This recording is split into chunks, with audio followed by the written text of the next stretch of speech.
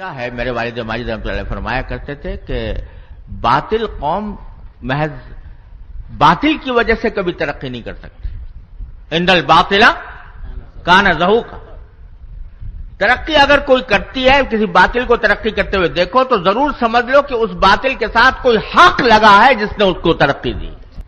تو یہ ساری باطل اقوام جو ترقی کرتی نظر آ رہی ہیں وہ اپنے فسق و فجور کی وجہ سے نہیں، اپنے غلط عقائد کی وجہ سے نہیں، اپنی عریانی فحاشی کی وجہ سے نہیں، اپنے بے دینی کی وجہ سے نہیں.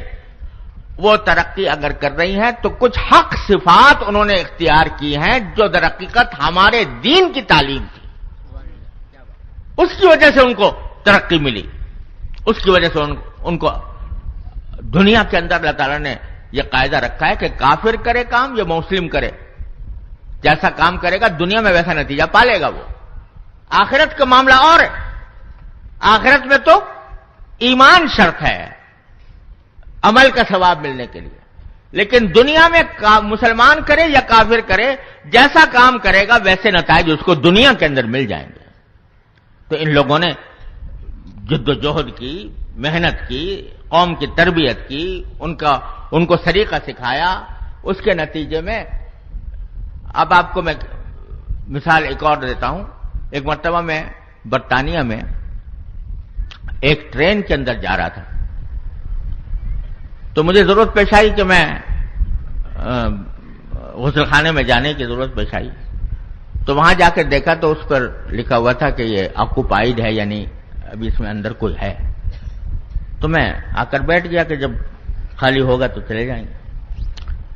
تھوڑی دیر کے بعد میری نظر پڑی تو ایک خاتون وہاں پر کھڑی ہوئی تھی،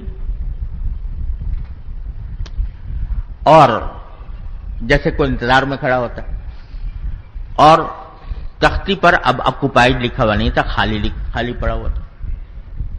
تو میں نے ان سے کہا کہ اگر آپ کو جانا ہے تو آپ چلی جائیں، خالی ہے. تو کہنے لگی کہ نہیں، میں اصل میں ایک اور وجہ سے کھڑی ہوں. میں نے کہا کیا وجہ ہے؟ تو کہنے لگی اس لیے کھڑی ہوں کہ یہ غسل خانہ جو ہے میں نے یہاں پر اس کو استعمال کیا ہے، یعنی پیشاب کیا ہے وہاں پر، اور جب میں فارغ ہوئی تو گاڑی پلیٹ فارم پر رک گئی، اور پلیٹ فارم پر رکنے کی وجہ سے میں اس کو فلش نہیں کر سکی، یعنی پانی بہا نہیں سکی. جو اس لیے نہیں بہا سکی کہ پلیٹ فارم پر جب گاڑی کھڑی ہو تو اس وقت میں پانی نہیں بہایا جاتا تاکہ گندگی پلیٹ فارم کے اوپر نہ پھیلے. سارے ریل کے اندر ہدایات لکھی ہوتی ہیں، نہیں آپ نے دیکھی ہوگی کہ جب پلیٹ فارم پر گاڑی کھڑی ہو تو استعمال نہ کیا جائے. تو اس لیے کھڑی ہوں کہ جب گاڑی روانہ ہوگی تو میں جا کے فلش کر کے پھر جاؤں گی، اپنی سیٹ کے اوپر بیٹھوں گی. اب آپ ذرا اندازہ کیجئے کہ ایک تو یہ کہ قاعدہ ہے پلیٹ فارم کے اوپر گندگی نہ پھیلائی جائے، یہ وہاں پر بھی لکھا ہوا ہے، ہمارے ہاں بھی لکھا ہوا ہے ریلوں میں، لیکن کتنے لوگ ہیں جو اس پر عمل کرتے ہیں. اور پھر یہ اہتمام کہ بھئی میں ویسے چھوڑ کر آ گئی ہوں، اس کو فلش کرنا بھی ضروری ہے، اس کے بغیر مجھے جا کر اپنی سیٹ پر نہیں بیٹھنا چاہیے.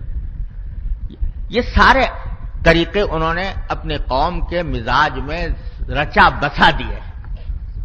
اس کے نتیجے میں ایک ترتیب ہے، ایک نظم ہے.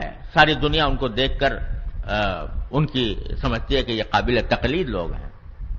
یہ ساری باتیں ہمارے دین کی باتیں تھیں، لیکن انہوں نے ان کو اختیار کر لیا اور اس کے نتیجے میں وہ آگے بڑھ گئے، دنیا میں آگے بڑھ گئے.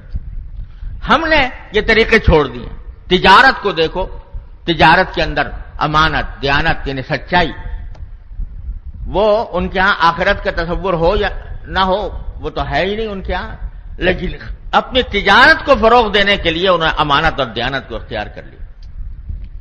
تو غرض عرض یہ کر رہا تھا کہ معاشرت کا ایک باب بڑا طویل باب ہے، خود شریعت کا حصہ ہے، اس کی طرف ہماری توجہ نہ ہونے کے برابر ہے.